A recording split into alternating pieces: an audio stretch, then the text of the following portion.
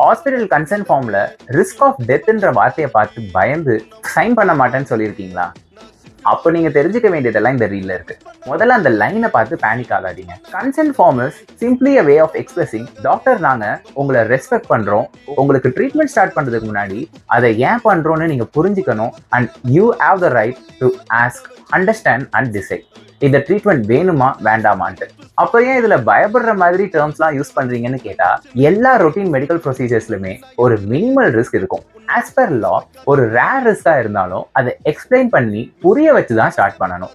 கன்சென்ட்ல அதெல்லாம் இருக்கிறதுனால அண்ட் நீங்க சைன் பண்றீங்கன்றதுனால எல்லாமே நடக்கணும்னு கிடையாது. ஒன்ஸ் நீங்க சைன் பண்ணிட்டீங்கன்னா எல்லாமே சொல்லி புரிஞ்சு தெரிஞ்சுதான் நடக்குதுன்னு அர்த்தம்.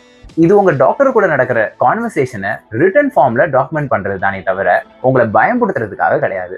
ஸோ நெக்ஸ்ட் டைம் ஒரு கன்சென்ட் ஃபார்ம் உங்க கைக்கு வந்தா பயப்படாம அதை படிச்சு புரிஞ்சுக்க ட்ரை பண்ணுங்க.